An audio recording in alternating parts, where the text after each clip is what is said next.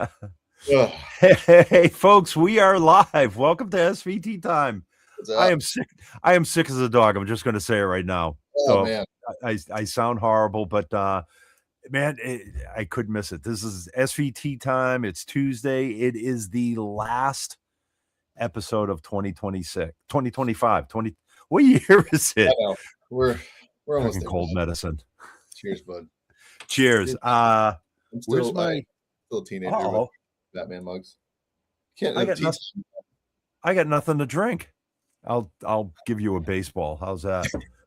Man, well, welcome everybody that's tuned in. Paul, What's up, Paul? what's up, Paul? Man, thank you for joining us.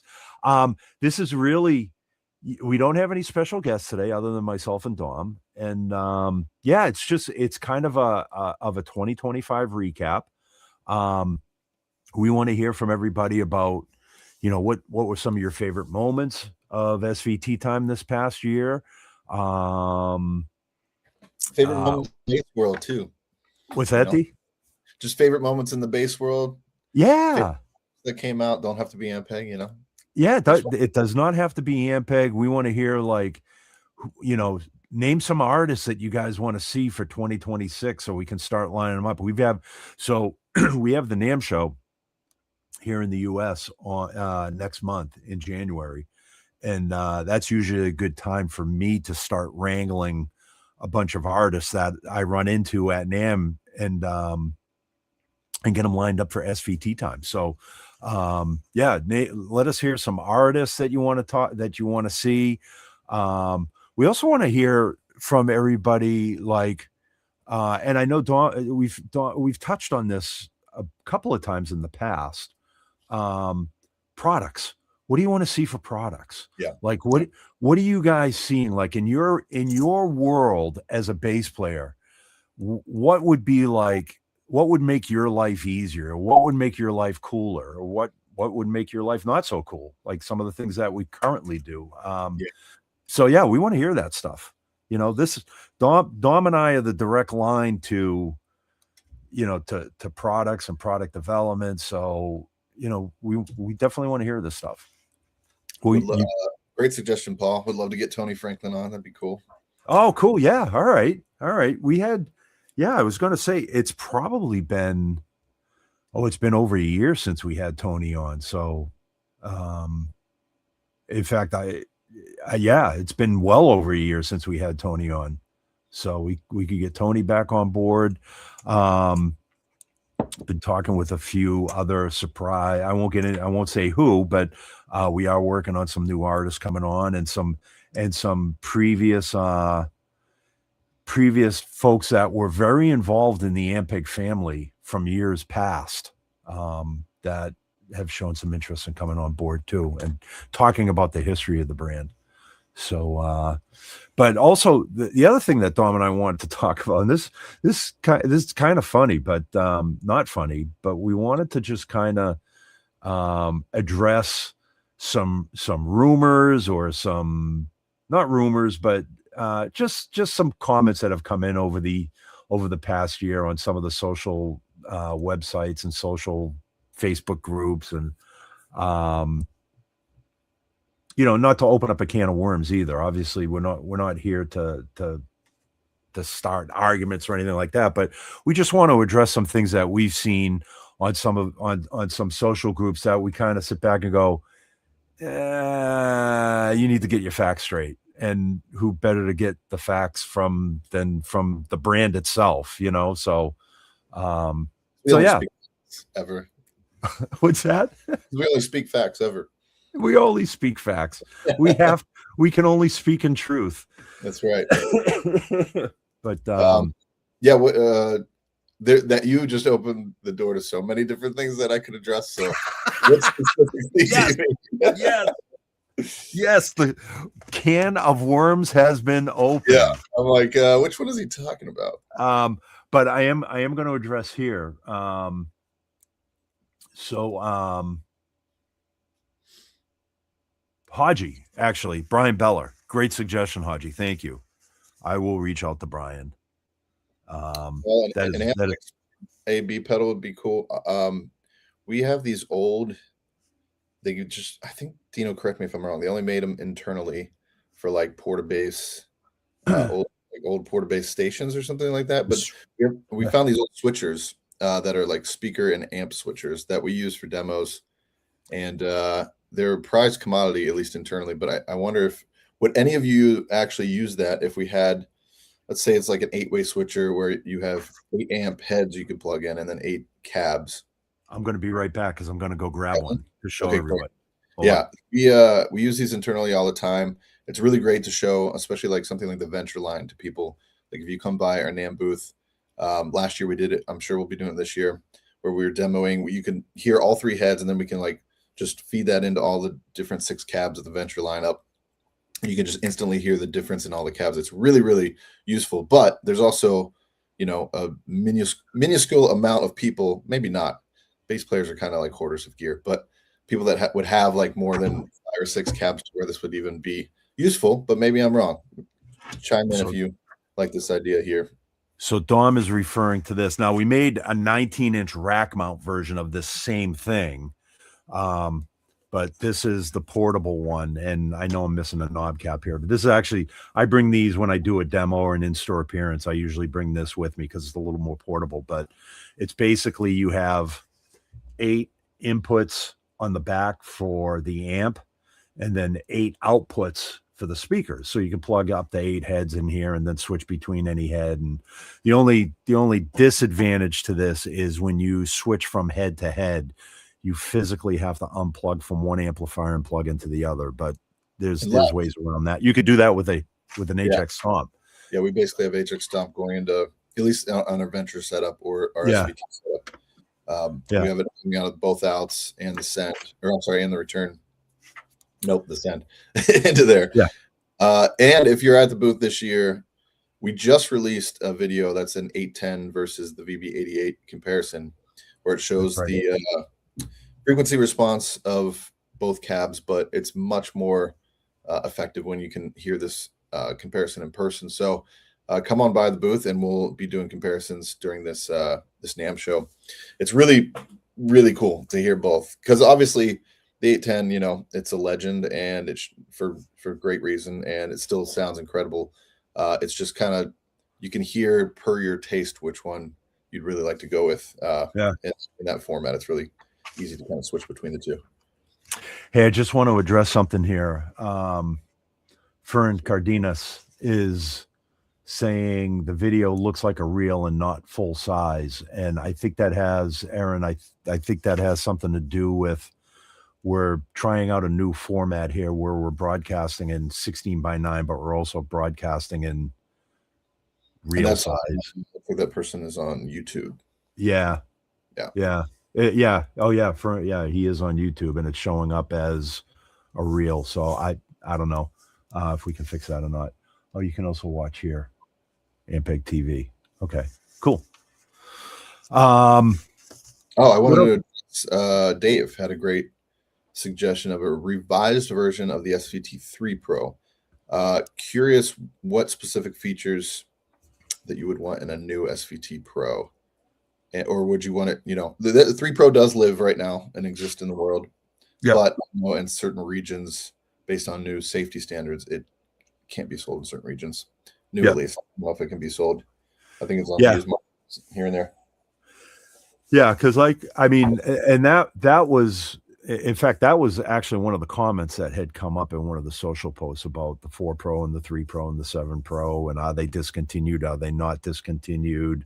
Where are they going? What are they going? And I will say this, and I think I've said this before in the past, the 4 Pro and the 3 Pro are almost 30-year-old designs at this point. So not including the SVT, the 3 Pro and the 4 Pro, Ampeg, like those designs, there's no other amp company that I know of. And again, outside of the SVT and maybe the Fender Bassman, but there's no other amp company that's building that continues to build an amp that is 20 to 30 years old. You know, I can go down the list between Maybe GK and Aguilar and maybe the RB800. no. Maybe. GK discontinued the RB800. I had a long conversation with Bob Galian about that years ago, and it was yeah. It you know, like most manufacturers, it comes down to availability of parts to build the thing, compliance, having to reapply for compliance, which gets really expensive, and then but yeah, the 4 Pro and the 3 Pro are I don't know any other brand that's building, and if anybody can correct me on this, please do, because I'm just curious. I don't think there's any other brand that's producing amps that are as old as the 4 Pro and the 3 Pro at this point. Yeah. But to address the comments there, what is going on with the 3 Pro, 4 Pro, and 7 Pro at this point? Do we know? You're asking me? Yeah. There's nobody else on the broadcast. You're asking people like, what do they think's going on with it? I'm trying to decipher what you can share. I would say in an ideal world, 3 Pro, 7 Pro, 4 Pro, could all of those live as one SVT Pro head? Yeah. If so, how would you, like, feature set wise? Like, a lot of people swear by the 3 Pro, a lot of people swear by the 4 Pro. I think 7 Pro was probably just like the form factor, was the convenience there, but maybe most people it seems like are geared towards V7 or V12 from the 7 Pro. So let's say 4 Pro, 3 Pro both have an incredible feature set. If you were to combine all 3 SVT Pro heads of the past into, I mean, there's been so many SVT Pro heads of the past, but let's say 7, 4, 3 Pro into one, what all do you want to see, knowing that it is 30 some years later and maybe some features don't matter as, like, are you guys still bi-amping? Do you need a crossover? Do you need all the features yeah. Pro offers? Also the size, it's pretty big hunk of metal there. Yeah. Yeah. Yeah, and that's a great question. Is bi-amping still a thing? I kind of think graphic EQ is kind of still a thing. Like I don't personally use a graphic EQ, but I know a lot of bass players that do. Parametric EQs. I remember at one point in the discussion of development of, I think it was Portaflex, the question came up was, is a mute button really that important on an amplifier? And I was like, yeah, absolutely it is. And then the guy at the time, the product manager at the time, asked me, he says, well, you're an SVT guy. I said, yeah. He says, does an SVT have a mute button on it? I said, no, but that design, again, is 50 years old. We've developed mute buttons since then. But yeah, I know. I almost feel like as a product designer, legally, I have to put in a mute button just in case anybody gets it. Like, with Venture Series, we wanted to make sure the foot switch and the amp panel both work at the same time, because it's, what if something happens and you're far away from the amp and you can just immediately mute it? Right. Which I just want to point out one of the best, least relevant comments we've ever had on this show / podcast / whatever you want to call this. Is it Chi-Town Buster or Channel 1 Town Buster? Is that a Vanessa Carlton song? I think that's the right artist. It's crazy how somebody can type in 2 lines of lyrics, and I had to hear the piano intro in my head. So thank you for that mind control. I'm trying to find the comment. You posted it real quick. Somebody did. Yeah. Oh. I did not even get the reference. Well done. Somebody is asking, just getting started with bass, and was curious what would be the best starter amp. In our opinion, probably the Rocket Bass RB1 or the 110. Fun story about the 108, because for more, I guess, like more seasoned pro players, most people aren't going to go grab a 108. But let's say you're in the market for, you're like, I just want a little like bedroom, living room amp, something like that. I was playing the 108, and this was years ago when we first launched Rocket Bass, in a back room at NAMM. I was demoing it for somebody, and I was that's just right. clicked in the one button SGT and was just playing some cool rock grindy kind of riffs kind of thing. And I guess there was a meeting going on with some of the bandmates and Paramore, and one of the guitarists heard, and he's like, "Oh my gosh, is that a new SVT stack? Like, what are you guys playing? Like, I want to go hear that bass, or I want to go hear that amp and check it out." And it was literally the RB108 in a different room. So I don't think you'll be lacking for any either sonic footprint or anything there. I think that'll be more than enough for you. If not, maybe the RB110. But those are great combo amps that are super light. They look like old school B15s, and they sound really great in my opinion. Yeah. And don't forget about, if you kind of want the rock and roll vibe, you could always look at a Micro CL too. Yeah. Which is a cool little amp. But yeah. The one thing I remember in my teaching days, like when talking to like parents and when talking to young beginners, when you get into a combo amp, you almost have to plan for the future a little bit, because what we would see in the music store world or the retail world was, a young beginner would be coming in, they'd want the smallest, cheapest amp that they could buy, afford, and carry. Mm-hmm. And then we'd always get into that conversation of, don't forget, at some point in your school or your neighbor, you're going to connect with another musician that's going to want to jam. Yeah. Or you might join the school band and they may not have an amplifier, so you need to bring your own personal amp. So always anticipate for an amp that might be a little bit bigger than what your immediate needs are right now. But yeah, the 108 and the 110, man, that's great suggestions. And they're plenty loud enough. If you want to connect with a drummer, the 110, the 108 maybe not as much, but the 110 you can definitely get by with a drummer and a guitar player. The 110 also has a DI out in case you're playing elsewhere and need to pump that through a PA or anything. That's true too. Yep. So again, keep the comments coming. Like I said, Dom and I we're here to answer a bunch of questions and hear what you guys want to hear. For those just joining us, obviously, like I had asked earlier, we want to hear about, what artists you want to see in 2026 come on SVT Time. Even if it's an artist that you've already seen on here, we've had repeat artists come on because obviously their gigs change or they've done a different thing. Like we had Harmony on recently, who just played the Sphere in Vegas with Kenny Chesney, and that was a whole different experience for her to talk about versus the big stadium tours. Yeah. But what are some things, Dom, that we're seeing on I kind of want to dig into this a little bit, that we're seeing on like message boards that we want to dispel or discuss? I know that there's some concern with some price increases that we've had since, I'm going to say last maybe 3 months or so, which is, I just want to point out, market wide. So like our competitors are doing the same.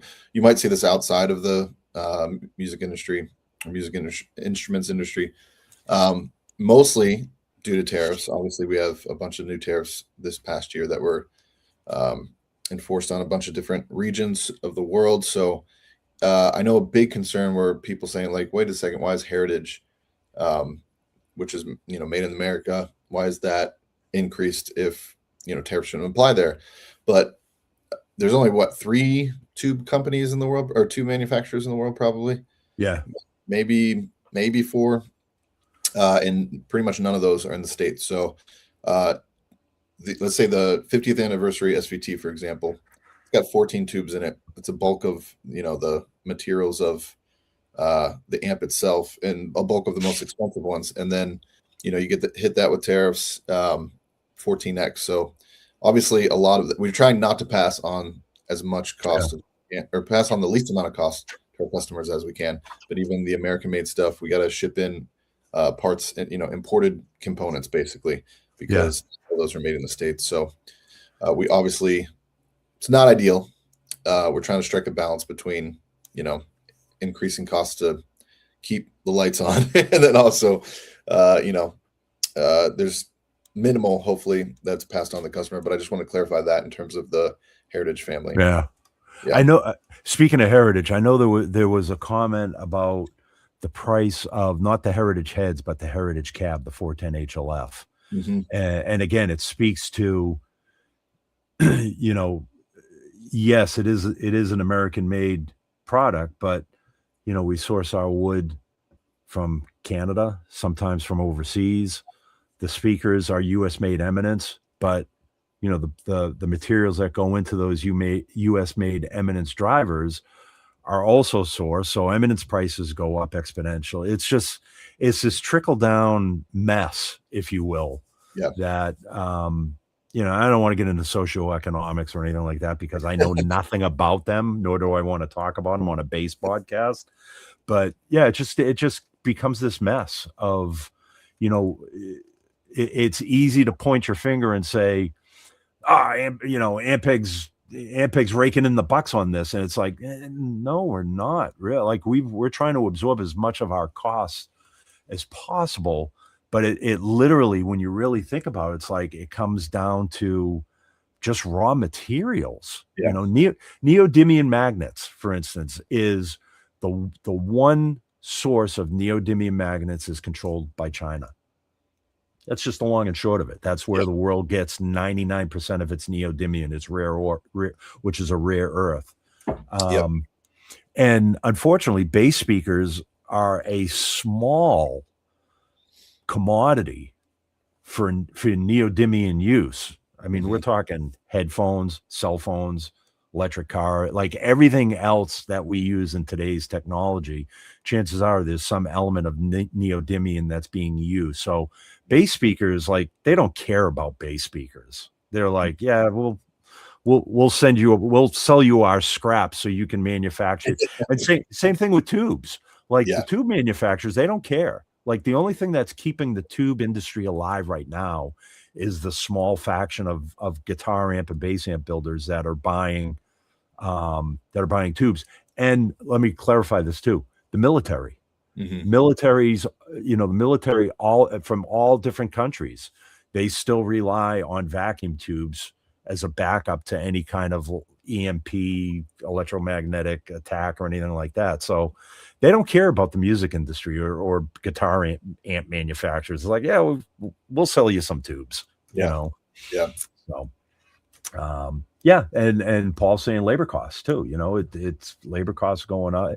It's just like I said, it's just this big mess that I just want to address that. It's not us just jacking up prices just because we, for the sake of jacking up a price and trying to make profits. It's like, I don't know about you, Dom, but I haven't seen a pay raise in many years. Not that I'm complaining, but you know what I mean? It's like we're working bass players too. We buy this stuff as well. So very much.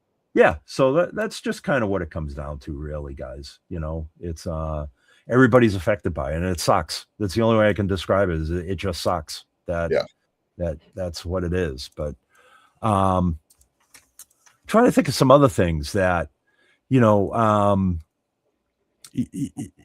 place of manufacturer, things like that too. It's like, some guys, they'll bash on the brand for being manufactured in China or being manufactured in, any place but the US. And it's like, again, not to get into socioeconomics, but name me a product that's not that doesn't have imported components or it's like, this is global economics, guys. This is 2025. Like, the world has gotten a lot smaller since I was a kid. Back in my day, it was like, yeah, you're buying something from China. Or remember, my dad bought a Datsun car. Yeah. And everybody, a Datsun, not even a Nissan, a Datsun. And everybody in the neighborhood, like, they were like, what are you doing? Like, oh my God. I don't think that's as prevalent today as it. I'm also, if we can find manufacturers in the States to do it for the right cost, we'll absolutely do it. But in terms of price increases, like, we don't want to, we don't want things to be, we don't want you paying like $5,000 for a 50th anniversary, or like, I don't know, that stuff can easily get up there. I think when the B-15 was made, 100% in the States, it was like a $6,000 amp, something like that. And that was years ago, right? That was 2010. The first 50 launched, they were $49.99. Okay. I think they were $49.99. But everything, like we made it a point that the raw materials were sourced from the U.S. All the copper was sourced from the U.S. The iron that went into the transformers, the transformers were all wound here in the States. It was like, yeah, I think everything but the tubes were sourced from the U.S., from U.S. components. And yeah, it was expensive. And then I think we did them again the following year, and we produced 150 of them. And I think the price went up to, I think it was $59.99, like almost $6,000 at that point. Yeah. There were guys back then and that was 2010, 2011. There were guys then that were like, man, I could build that same amplifier in my garage for, $1,000 or $500. It's like, no, you can't. Yeah. you really can't. Not the way we did it. Yeah. Yeah, totally. So, but yeah, it is what it is. I mean, again, we're not here to talk about socioeconomics or global economics or anything like that. We're just trying to be real and just kind of dispel some of these things. And a lot of people on these message boards would come in and defend it and say, dude, this, come on, let's be real, So, and thank you, Rick. Shout out from Wisconsin. So thanks for the education and great info. Appreciate all your work. Currently practicing on my BA 115. All right. Yeah, man. Absolutely. Welcome. I'm curious. A fun question for the group. If you had 3 pedals, and I mean just 3 that you could use right now. Here it comes. What are they? I've recently fallen in love with putting a compressor pedal on my board. Oh yeah. And I was absolutely against using an onboard, using a compressor on my pedal board. Why so? I remember as a student at MI, I had a teacher that was a big session player. And I remember him saying same thing. He hated compressors in the studio, which is unusual. Yeah. But I remember he prided himself on, I remember practicing this way too for a long time. He prided himself on whenever he was in a session that the engineer would never have to put any compression on him, because no matter where he played, the meter was always right where it needed to be. Like he never overplayed or dug in too hard. Like his touch was just, they didn't need a compressor on him. And that was his pride and joy. And I remember him talking about it. And I remember as a student, and I really looked up this guy. His name was Jim Lacefield. He passed away years ago, but I would practice that way, like playing into whatever had a meter on it or an LED, and always trying to be consistent. So I just got it in my head that, a compressor just becomes kind of a crutch for your playing. But then, obviously you get guys like Billy Sheehan that, Billy's a big proponent of compression in his live sound. You hear like all these studio guys like Lee Sklar and Sean Hurley and all these cats talking about, LA 2A compressors and what's the 76. Yeah, the set, and I started watching more and more players. And again, as pedal boards started to develop, I was like, wow, this cat's using, a Cali 76 or an MXR or whatever kind of popular compressor at that time. And even at that, on my HX Stomp, I would have the LA comp version of it on the Stomp, but it was mostly for my in-ears, because I noticed like if you're not using a compressor and you're running in-ears, it can get pretty gnarly in your ears. But then I noticed, and this may come as a surprise to some of you, or maybe not if you've watched my videos. In fact, I'm going to do a video on this at some point too.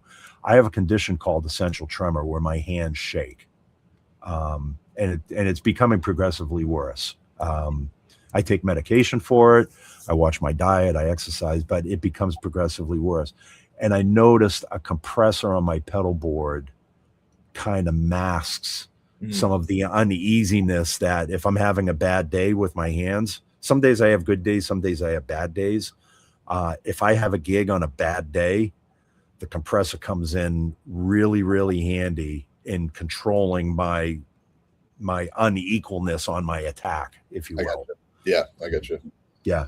I was like mild to no compression for a long time, and then I checked out the Cali 76 because I saw it on so many other people's boards, and I'm like, I gotta at least just try it. And now I can't not have it on my board because mostly the blend knob too. I love having that dry signal in there with it, but especially for an SVT, I feel like it's really helpful to have a little bit of compression because that amp is so dynamic.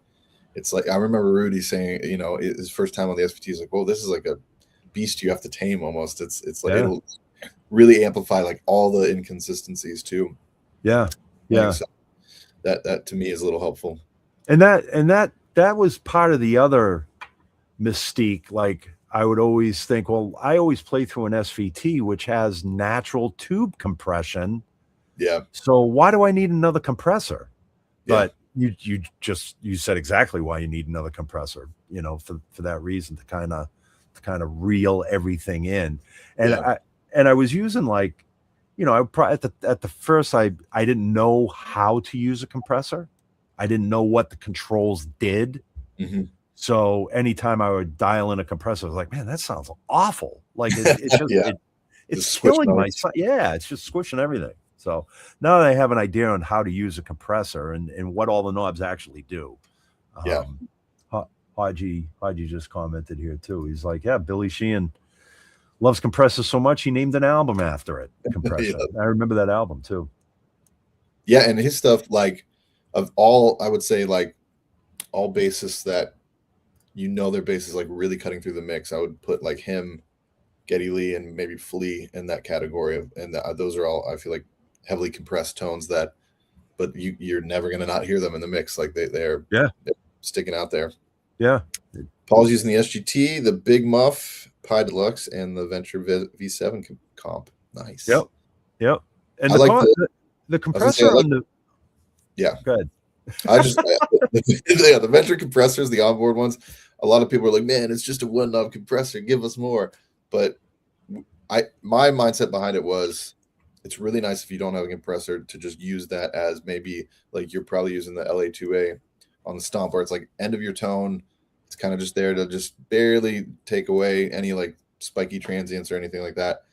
And most people have their specific compressor that they love on their board. So I didn't want to like over engineer and put a full blown massive compression kind of circuit into the amp. So it's like, it really is there to just like either you don't have a compressor on your board and it's there to catch whatever, or it's just the end of the line kind of thing to just smooth out your tone a little bit. Yeah. I like it for what it is. Yeah, it is a very functional compressor for an onboard compressor, no question about it. Yeah. I just put this up. Dave is looking for a compressor, distortion, and phaser. Or those are the three favorite pedals, I think.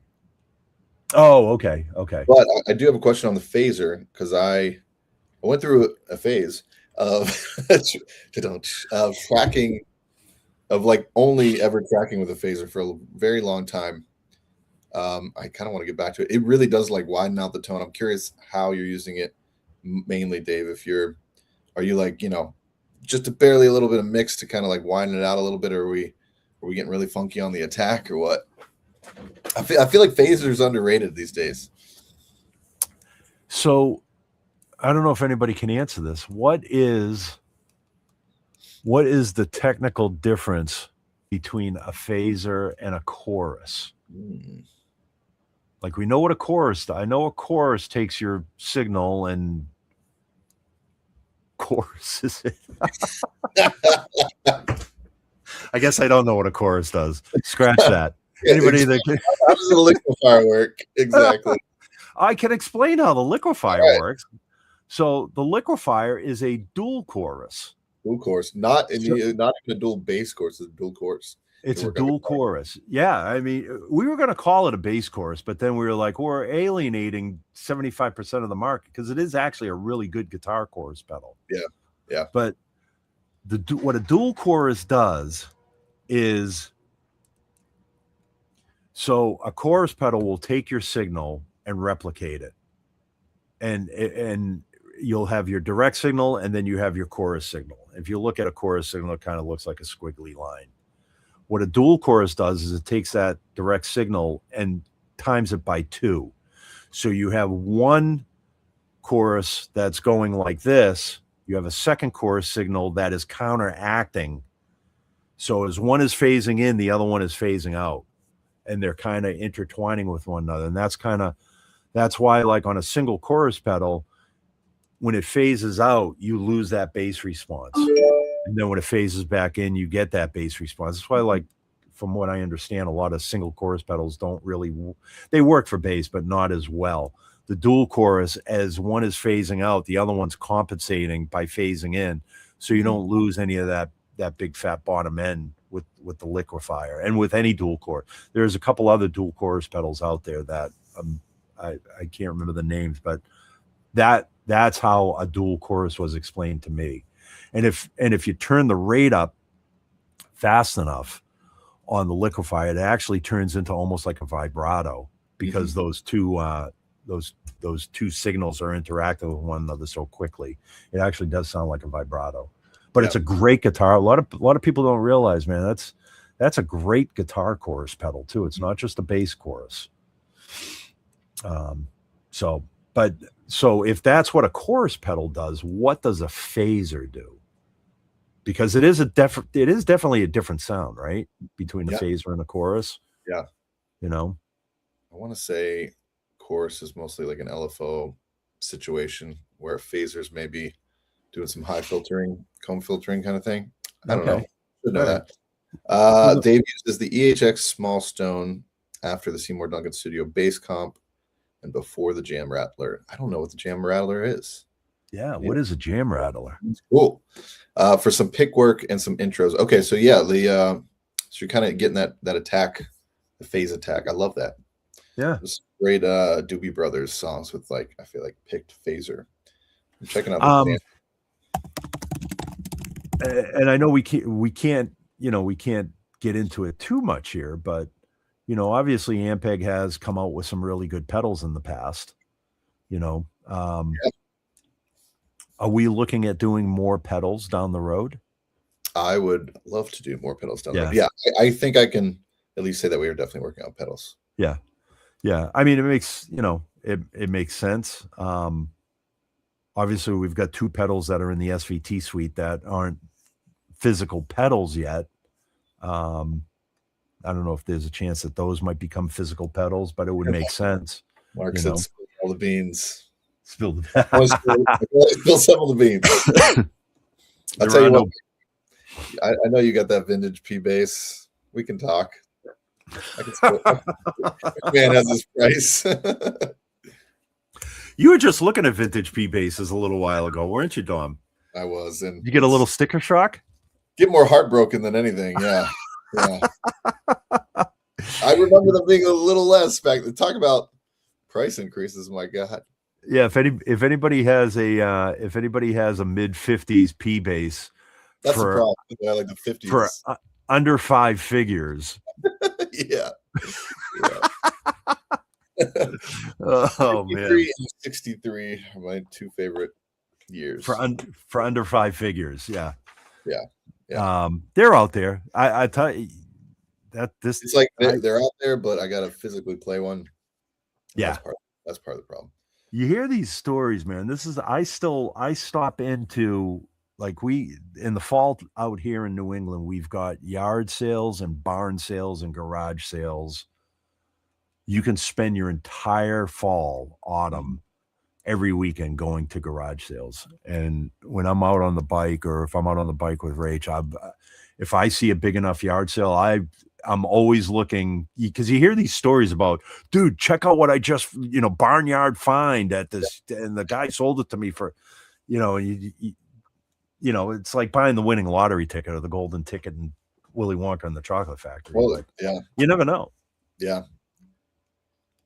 Andy Baxter, Base UK, used to have a few, and I know Andy. Well, I don't know him personally, but I'm familiar with the shop. And there's also Andy Base. I think he's in Australia. He's always putting like these gorgeous vintage P bases. It's part of my thought too, is like I have this romanticized idea of like I'll be on tour one day and we'll just be in the UK or we'll be somewhere else and I'll just stumble into a music store and then there it will be. And you'll spend your entire tour earning the entire tour and come back home say, sorry, completely broken. I guess we'll call it. Yeah. Yep. So what else for 2026, guys? Like what do we want to see? Do we think bass amps are dead? Are bass amps going the way of the dodo? Like are we seeing more and more clean stages, even all the way down to, to the club circuit or the sports pub circuit, where guys are just showing up with their preamp pedal and a set of in-ears and a DI? Or, me personally, I will always bring an amplifier to a gig. And there's been a lot of gigs I've gone to and gone, I really didn't need to bring an amp to this gig, but I'm glad I did. That experience is a little different now with like Ventures and Rocket basses, and you don't have to haul like an 810 and a SVT to be like, I'm not going to use it. Yeah. Something lighter. Yep. Oh, that's a good question too. I want to know from everybody who, obviously there's people on here that own Venture, but who has not had a chance, or how can I word this? Who hasn't tried out a Venture head yet? And if not, what was the reason? You're just not interested in it, or it's not available in your area, or we want to hear from that. We want to hear everybody's thoughts on that. Here, I'll give you Dino's number and he'll send you one if you. I won't send you one, but you're more than welcome to swing by the house. Yeah. And plug into anything you want. I still say this publicly, man. Anybody Berkeley is literally an hour from my house here. And I tell all the students every time I go down there, anytime you want to come up to the house and check stuff out, just bring coffee and munchies, and you can hang out here as long as you want until my wife throws you out. Just the coffee. Just the coffee. Until the coffee runs out. Yeah. It used to be bourbon and beer, but we can't do that anymore. We never got anything done. Next one's great for that. Yeah. Ian had a cool question. Where was that? Does Ampeg offer valve replacement packages for sale? It would be cool to have a one-stop shop for purchasing sets of replacement valves, especially probably for power tubes, I'm guessing too. Huh. We had talked about that once we got the Ampeg super valves into the 50th, but it is a massive, it's like a whole operation that we would have to add to our supply chain. So it's not out of the question. It's something we have put on the table in the past. If we get some more in that, maybe we could set that up. And it's the matching, right? That is the and to further that, Ian, there is I think I could say who it is. There's an online company, I think it's called Eurotube. Eurotube.com. And I don't know if I don't think they're based in Europe. I think that's just the name of the company. They specifically, if you go to their website, they specifically have packages. Like if you have an SVT 2 Pro, you can buy the 2 Pro package. Or if you have an SVT CL, they know what tubes go in SVT CL. You can buy the whole package directly from them. Cool. Just food for thought. Yeah. Cool. Fern, I'm in answer to my question. You have not, would love to. Main reason is money on the Venture stuff. Okay. It doesn't cost anything to try it out. I mean, just your time and then fantasy. Yeah. No, I know. Yeah. Like me, it costs. And again, it's dangling that carrot, and I get it. I totally get it. Yeah. But I mean, considering, and that was a question that came up, like, you know, the price on cabinets versus the price on heads, and you know, there is a jump in price on cabinets versus the price on the heads. How are we doing on? Oh, you got a split, dude. Yeah, I just looked up and I was like, oh, that's yeah. I got to go have meetings about making new products for y'all. Yeah, you do. Well, I'll tell you what. I'll keep this open if that's all right. I'll keep this open for like another 10, 15 minutes. Dom, I know you got to run though, because you got to get into the office. Yeah. But yeah, I'll keep on talking with people and answering questions, Aaron, if that's all right with you in the background. And if I'm gone, you know, if anything goes haywire, just blame it on me because I'm not here. It's fine. Oh, totally. Guys, Mark, I'll give you a call. Come into that meeting. we are going to be throwing Dom under the bus as soon as he shuts down. But no, go ahead, dude. Thank you for great job on 2025, and let's roll into 2026. Let's get some new stuff out, and I want to thank each and every one of you for listening this year, tuning in, giving us some great feedback. You feel like family, and happy holidays to y'all. Dino, I'll see you sooner than later. Yeah, I will see you in probably this afternoon in a meeting. Yes. Take care, everyone. Take care. Thank you. So that's it, guys. I'm just going to go down the list here and just kind of answer some of the questions here. Concur, Durham. I have a valve. Oh, it's moving around on me. Hi-fi and valves can be a tricky buy. Yeah. Haji, you had posted here. I'll just put it up here. Yeah. Flip Tops, Tube Store, Tube Depot. Most of the major online places all sell sets. So there you go. Man, I don't have anybody to talk to now other than, well, I have you guys to talk to, but like I said, we'll keep it open for a few more minutes here. I definitely want to hear what you guys, you know, what you want to see, what you want to hear. This is interesting. I am an auto flower addict. Yeah, we'll get rid of that. I think limited edition auto. I won't even get into that. Sorry. Use my tuner every day. The more we talk about comp, the more I want to get the Opticomp. I have not tried a Venture yet. Well, I'm going to try an Ampeg product. Will not fit. An Opticomp would definitely fit in your Christmas stocking. Actually, the Opticomp is a really cool pedal. It is an optical compressor. It's a real optical compressor. For I think they're like $120 or $130 or something like that. But it is a very simple compressor. It's optical circuit. So anytime an optical circuit basically works as anytime you hit the signal, there's an optic in the pedal that lights up that actually trips the compressor.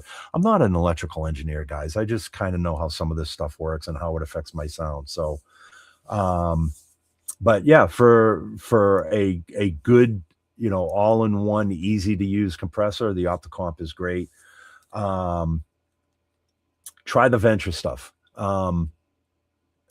It's still it's a new product, but it's not a new product. It's been out for over a year now. We're still seeing a lot of people on the message boards not knowing that Venture comprises of 3 heads and at this point 6 cabinets. So if you have a local store that carries Ampeg and they don't have Venture, you can always request to get a Venture head in the cabin. If they are an Ampeg dealer, they should be carrying it anyways, just to show it off. You can't sell it if you don't carry it. Haji is great point, Haji, about Arthur, the guy that designed the Opticomp. He is a super pedal nerd in the greatest way. So that's right too, because I remember Arthur saying he wanted to do this pedal, the Opticomp, a specific way. Let's see, Paul. Man, we're winding down here. This is like I said, this is the last show for 2025. So Paul, Dino, your favorite tone settings. I'm glad you asked that, Paul. I will answer that. I generally set everything, and this is the thing that I love about all of my Ampeg stuff is no matter whether I'm playing an SVT or a Venture head or a Pro Series head, the controls are pretty much the same. So I know the bass control is going to do the same. I know the mid-range. So to answer that question, I generally set everything flat. Plug my bass in. I set my volume. If it's a CL or a Venture, I set my gain control and I set my master volume with everything flat. And then I make small adjustments according to the stage or the band that I'm playing with.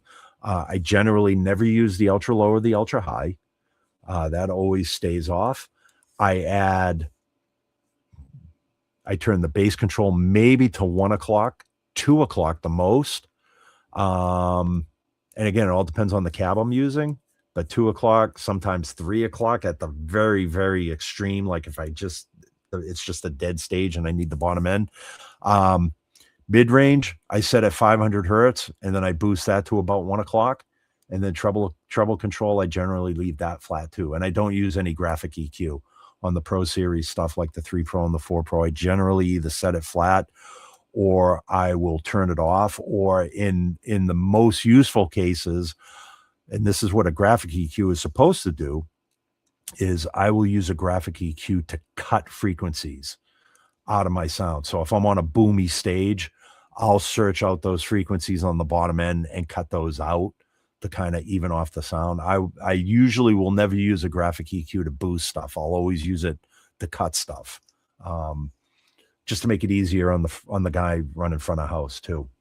But yeah, and like I said, the beauty of going from an SVT to a Pro Series to a Portaflex to a Vent, all those controls kind of do the same thing. So after 30 some odd years using Ampeg amps, I never have to I don't even have to look at the control to see where I'm setting it. It's just it's there. So thanks for asking that though. Closest venture to me is in Hollywood. Okay. I don't know where I'm assuming you're in Southern California I don't know, there's Guitar Center in Hollywood. There's a bunch of dealers, in Southern Cal, or hey, maybe at some point when I'm out there and Dom's out there, we come out to NAMM. If you can come out to NAMM on Saturday, January 20 something, I think is public day at NAMM. Come down to Anaheim and come to the Ampeg booth, and Dom and I will be there. We'd be more than happy to run you through all the cabinets and all the heads, and we'll have our fancy dancy switcher there so we can switch between all the cabs as well.